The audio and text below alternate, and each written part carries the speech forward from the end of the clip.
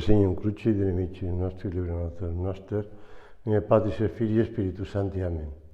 Señor mío y Dios mío, creo firmemente que estás aquí, que me ves, que me oyes. Te adoro con profunda reverencia. Te pido perdón de mis pecados y gracia para hacer con fruto este rato de oración. Madre mía Inmaculada, San José, mi Padre y Señor, Ángel de mi guarda, interceded por mí.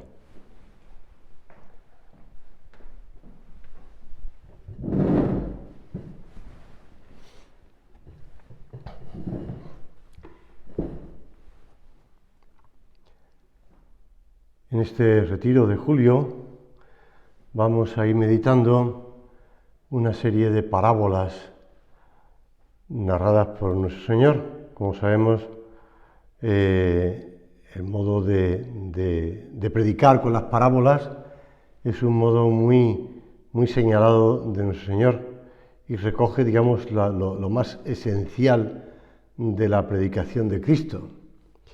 Pues en esta primera meditación del retiro recogemos la parábola de los obreros de la viña. El reino de los cielos es como un hombre dueño de una propiedad que salió al amanecer a contratar obreros para su viña. Recuerdo de un sacerdote que vivió en Jerusalén, vivió en Tierra Santa, lo conocí en México, y me hablaba de que a veces cuando él quería contratar pues a gente que le hiciera algún transporte de transporte ligeros o cosas así, o algún fontanero o cosas así, sabía dónde acudir, que era a las puertas de Jerusalén antiguo, ¿no? Donde se acumulaban allí personas hoy día también para ser contratados. También me decía, bueno, iba en bicicleta, pues pasaba por allí, también había obreros que estaban esperando ser contratados, como los de la viña, como de los de la parábola para la viña, ¿no? Después de haber convenido con los obreros en un denario al día, los envió a su viña. Salió también hacia la hora tercia y vio a otros que estaban en la plaza parados y les dijo: «Id también vosotros a mi viña y os daré lo que sea justo». Ellos marcharon. De nuevo salió hacia la hora sexta y de nona, e hizo lo mismo. Y ya por si teníamos alguna duda de las horas en las que fue contratando a gente, ya hacia la hora undécima, ya ves, el atardecer ya, volvió a salir y todavía encontró a otros parados y les dijo: «¿Cómo es que estáis aquí todo el día ocioso?». La misma parábola recoge que es todo el día. Le contestaron: «Porque nadie nos ha contratado». Le dijo: «Id también vosotros a mi viña». Señor, tú nos has llamado a nosotros a distintas horas, en distintos momentos, en distintas circunstancias, a trabajar a tu viña. Han pasado muchos siglos de la predicación apostólica, no han pasado aún 100 años desde la fundación de la obra, y toda la historia de la Iglesia nos permite comprender que la llamada del Señor sigue resonando a través de los siglos, en el corazón de cada creyente, en el nuestro, en el tuyo y en el mío. El amor, decía San José María, se ha presentado en nuestra vida, hemos sido alcanzados por Cristo. Está citando a San Pablo. A cada una y a cada uno nos corresponde abrazar ese amor y dejar que nuestras vidas sean transformadas por Él. El amor se ha presentado. Jesús, tú mismo que eres el amor de nuestros amores, cantemos al amor de los amores, dice la canción de aquel Congreso Eucarístico Internacional de Barcelona. Cantemos al amor de los amores. Señor, tú te has presentado ante nosotros y nos has alcanzado, nos has puesto a nuestro lado como los discípulos de Maús y nos has empezado a explicar las cosas. Y nosotros hemos querido, pues, seguir tus pasos y dejar que nuestras vidas sean transformadas por Él. Y añade el Padre en la carta que escribió en febrero del 2017. Una cosa va unida a la otra. Cuanto más centrada está nuestra vida en Cristo, más se fortalece el sentido de misión de nuestra vocación con una entrega plena y alegre. Bueno, esa carta nos hablaba de la centralidad de la persona de Cristo en nuestras vidas. Pues cuanto más centrada está nuestra vida en el Señor, cuanto más lo tenemos en ese punto de mira, más se fortalece el sentido de misión, de ir a trabajar,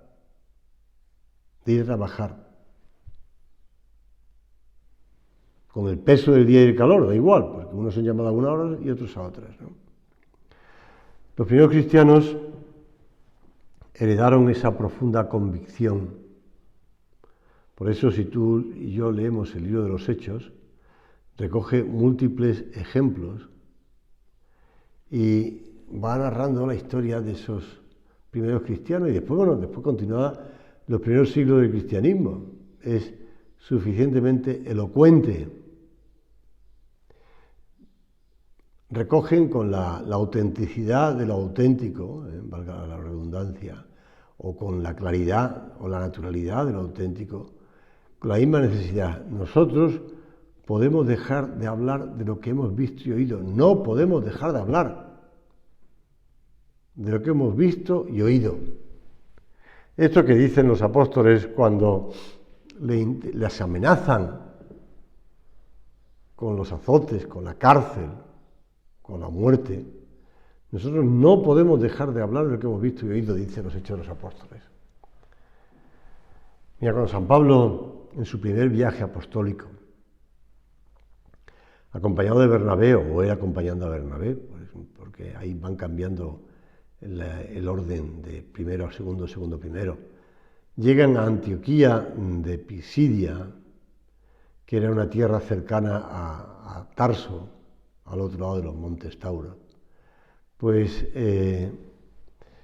sufren todo tipo de penalidades.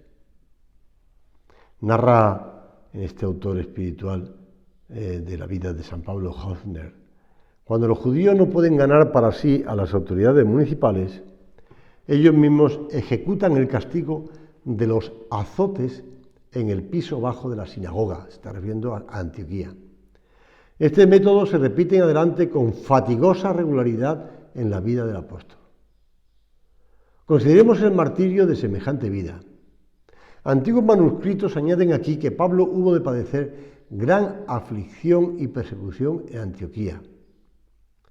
Si comparamos con esto lo que escribió en aquellos triunfales cánticos de la historia de sus padecimientos en su segunda carta a los Corintios, donde va narrando los padecimientos, entonces casi tendremos la seguridad de que una de aquellas 5 flagelaciones por parte de la sinagoga, o uno de aquellos 3 castigos de azotes por parte de los líctores, se efectuó aquí, en Antioquía. Las autoridades de la ciudad con frecuencia se cuidaban poco del derecho de ciudadano romano, eran ciudades alejadas de la capital del imperio. Esto naturalmente solo era posible en las pequeñas ciudades de provincia, que no tenían procónsul romano como Antioquía, Iconio, que también padeció en Iconio, y Filipos. Qué grandeza de alma se necesitaba para que Pablo nunca hiciese uso de los recuerdos de sus padecimientos fuera de cuando se veía forzado a ello. Todavía al fin de su vida, cuando el anciano apóstol estaba en Roma, en la cárcel, se le presentaban de nuevo ante los ojos aquellas horas y recordaba a su predilecto discípulo Timoteo. Lo conoció en ese viaje, no en Iconio ni en Antioquía, sino en Listra, después la siguiente ciudad donde tuvieron que huir. Sus padecimientos en este viaje. Hoy en el campo de ruina de la antigua Antioquía todo es desolación. Tan solo los cimientos de la terraza de un templo y algunos arcos rajados del acueducto romano son como documentos escritos en piedra de que este fue el lugar donde Pablo por primera vez selló con sangre su testimonio por Cristo. Señor, nosotros no nos pides eso, ¿verdad? No nos pides que sellemos con sangre el testimonio que damos de tu vida, de ti, pero evidentemente en nuestra vida hemos de afrontar las dificultades. Y si se tercia, la muerte, sin perder la alegría. Hay algo en su corazón que les hace felices. Una vida que ni siquiera la muerte puede quitarles y que no pueden dejar de compartir. Para nosotros, que hemos llegado a la Iglesia mucho tiempo después, surge clara una pregunta. ¿Es todo eso algo propio del pasado? ¿De la vida pasada de los primeros cristianos? ¿O deberíamos vivir nosotros algo parecido? Pues esta pregunta tendríamos que responderla en este rato de oración, porque somos conscientes de que también tú y yo hemos sido llamados a trabajar a la viña. Y hemos de dar fruto. Y el fruto surge del cansancio, del dolor, de las dificultades. Bueno, tantas veces hemos hablado de la gente que ha ido a vendimiar, ¿no? Tengo yo todavía alguna cicatriz de algún tajo, de una navaja en la vendimia. Pero bueno, eso no es comparable nada con lo de San Pablo, ¿verdad? Pero bueno, que supone que siempre la sangre de los mártires es semilla de nuevos cristianos. Nosotros hemos de padecer por Cristo, sufrir con Cristo. Continúa el Evangelio. A la caída de la tarde le dijo el amo de la viña a su administrador: llama a los obreros y dales el jornal, empezando por los últimos hasta llegar a los primeros. Ya sé que has leído muchas veces esta parábola y que te sabes lo que viene a continuación, pero bueno, no deja de llamar la atención, porque los de la hora undécima, es decir, los que prácticamente trabajaron 1 hora, ponle 2 horas, percibieron 1 denario cada uno. Y cuando llegaron los primeros pensaron que cobrarían más, pero también ellos recibieron 1 denario cada uno. Y se pusieron a murmurar contra el dueño. Señor, nosotros somos conscientes de que tú vas a pagarnos muy bien.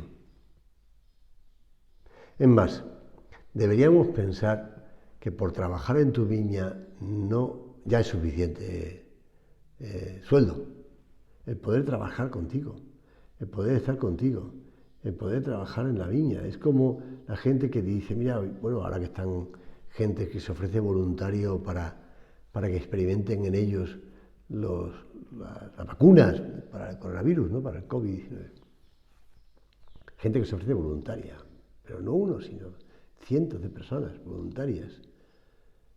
Bueno, pues es que yo, con tal de que la vacuna dé resultados para que estas personas, millones de personas, se puedan curar o puedan evitar la enfermedad, ¿cuánta gente podría decir, Señor, yo con tal de servirte a ti, no necesito no necesito cobrar nada, recibir nada? Ya me siento bien pagado por servirte a ti. Pero bueno, sabemos que tú no te dejas ganar en generosidad.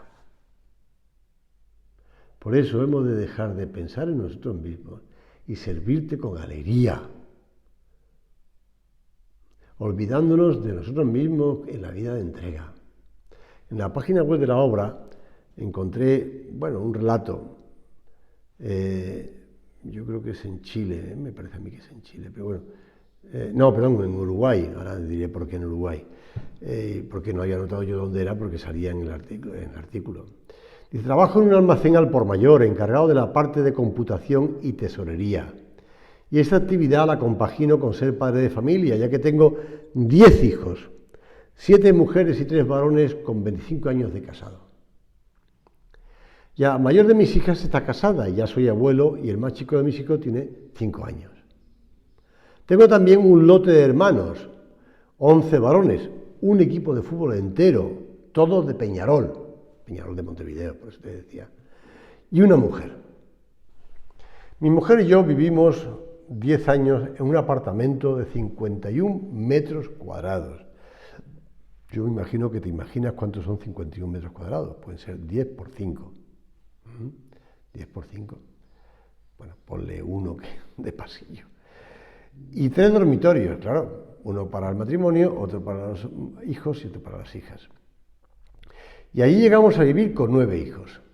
Era tal la cantidad que en los cumpleaños el dormitorio nuestro teníamos que desarmarlo, porque no entraban todos.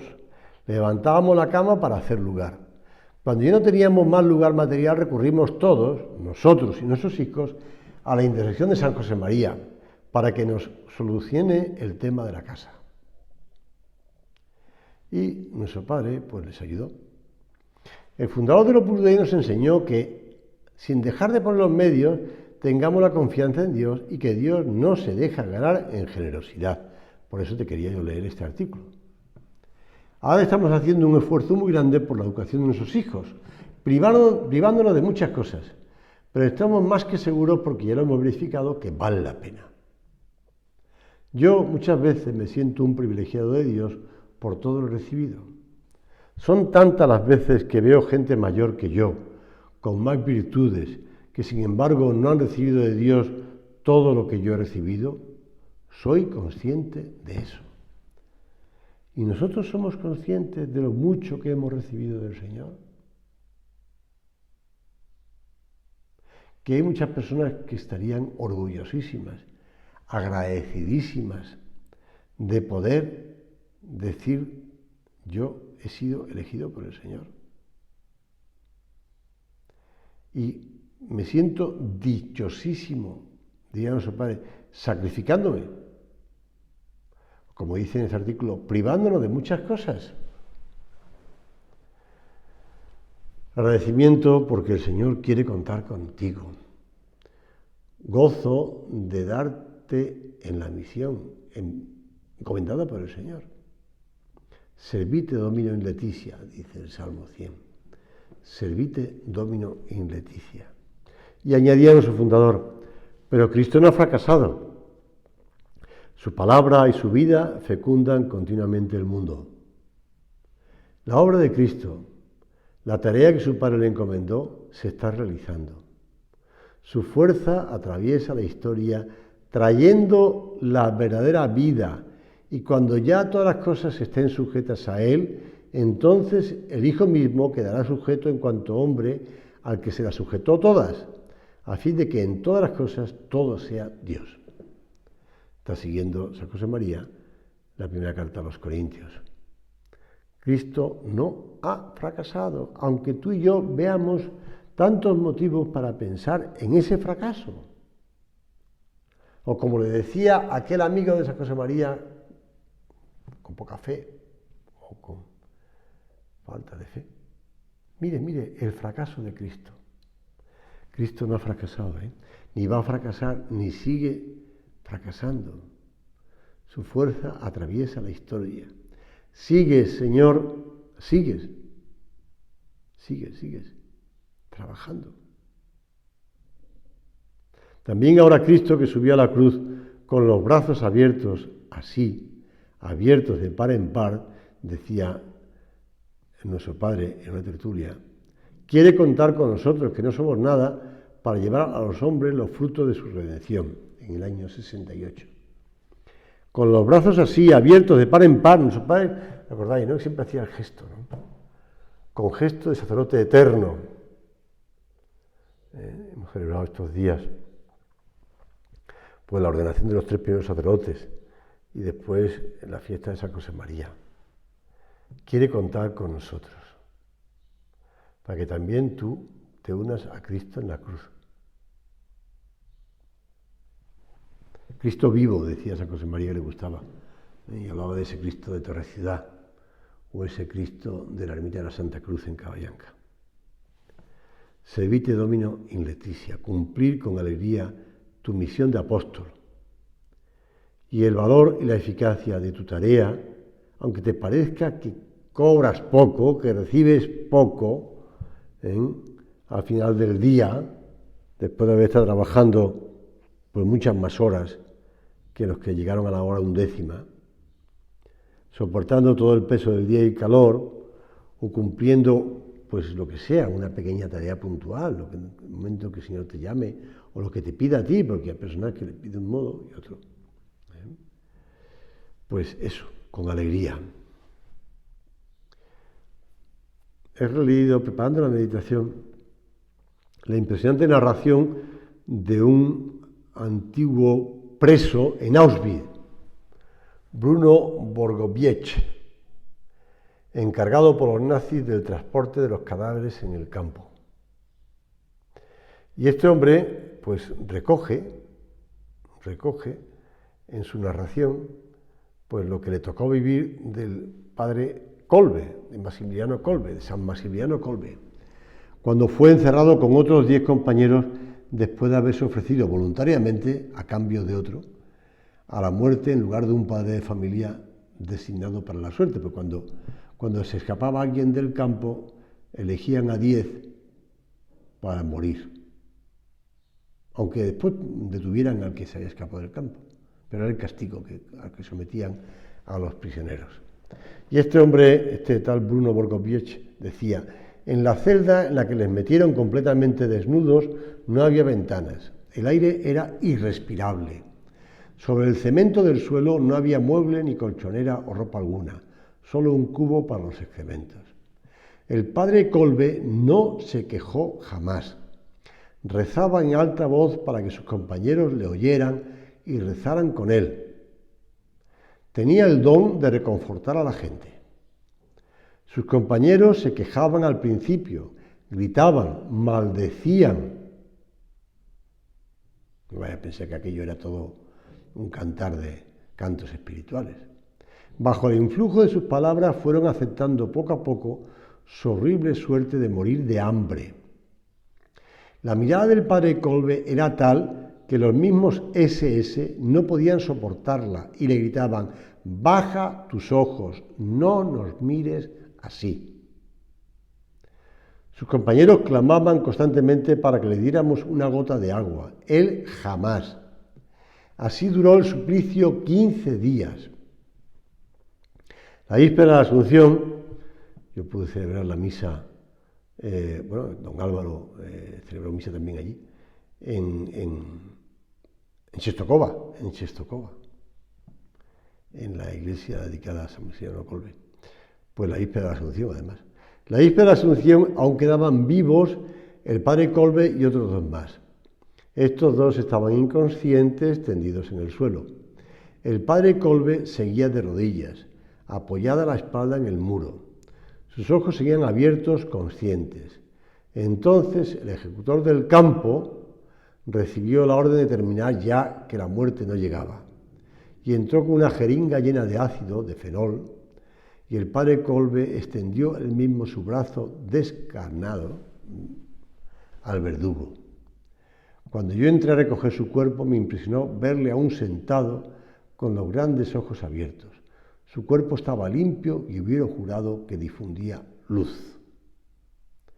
Los cuerpos de sus compañeros estaban como acurrucados y sus rostros desfigurados por un gesto desesperado. El padre Kolbe tenía el rostro como de quien está en éxtasis. Jamás olvidaré la impresión que me hizo. Bueno, ese cuerpo después fue quemado en el horno crematorio, pero aquella luz de sus ojos nunca se extinguió. Fue canonizado por el Papa Juan Pablo II, ¿verdad? Este relato lo hace Martín Descalzo en uno de sus libros. Pues con generosidad, hasta el último aliento. Que sepamos con alegría, servir al Señor con alegría, aunque pensemos que la paga, perdóname Señor que diga esto, aunque pensemos que la paga es igual o pequeña o igual que otros que se sacrifican menos. Vamos a pensarlo, San José María comentaba un texto del libro de los Proverbios que estaba explicando hace unas semanas a los de Amura. Dice así el libro de los Proverbios: Testis fidelis non mentitur, proferautem mendacium dolosus testis. No miente el testigo fiel, el testigo falso no profiere más que mentiras. Y decía, esto lo decía nuestro padre en el año 62, de aquí la eficacia de nuestra vida, si es cuidadosamente fiel a la voluntad de Dios. El Señor no miente, aparte de que nos habla del 100 por 1, no miente. El testigo fiel no miente, el testigo falso, y sabemos cuántas falsedades hay detrás de esas, pues novelas o películas o sueños o no sé, imaginaciones, tentaciones, lo que quieras llamarle. Mentiras. Con nuestra conducta, con nuestra respuesta fiel, damos testimonio, hacemos apostolado, ayudamos a los demás en su tarea de santificación, de acuerdo con el camino que tú, Señor, nos has trazado. Ya desde los primeros años de la obra, San José María fomentó el sentido de responsabilidad en su alma y la de quienes trataba, para arrastrar con el ejemplo. Se conserva una nota autógrafa de aquellos tiempos que refleja esa preocupación. Es tremendo, decía su padre. Quiera o no quiera, los demás harán después lo que el padre hacía. Y añadía, mi ejemplo. Por eso le urgía la necesidad de empujar a los demás con toda su vida.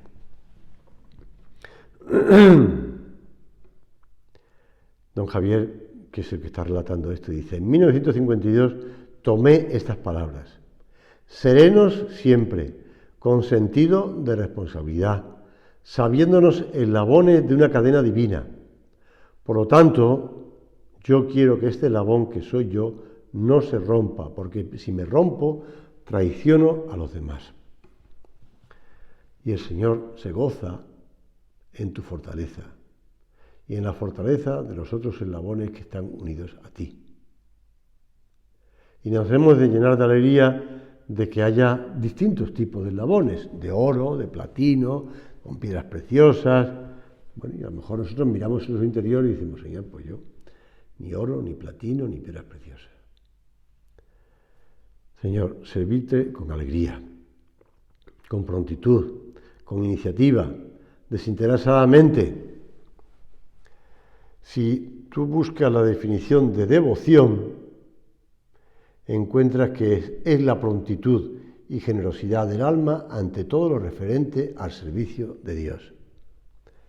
Pues prontitud, lo repito, prontitud y generosidad en todo lo referente al servicio de Dios. No podemos permitir que entre la desgana, que entre la apatía, que entre, pues, si quieres, el encefalograma plano, ¿no? La tibieza.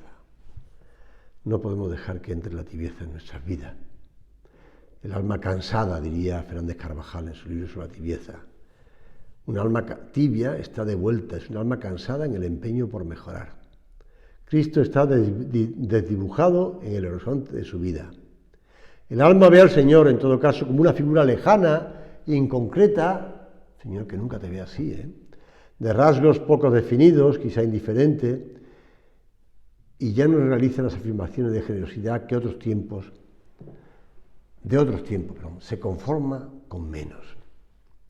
Así explica Carvajal en su libro de la tibieza, cómo es el alma tibia.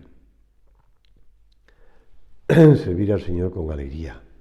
Siempre que oímos hablar de la alegría, recordamos, pues mi alma glorifica al Señor. Las palabras de la Virgen. Se alegra mi espíritu en Dios mi Salvador, porque se ha fijado en la humildad de su esclava. Y tú y yo no podemos decir lo mismo. Mi alma glorifica al Señor porque el Señor te has fijado en mi poquedad.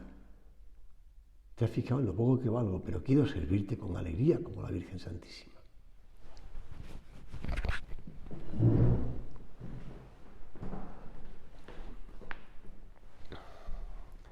Te doy gracias, Dios mío, por los buenos propósitos, afectos e inspiraciones que me has comunicado en esta meditación. Te pido ayuda para ponerlos por obra. Madre mía Inmaculada, San José, mi Padre y Señor, Ángel de mi guarda, interceded por mí.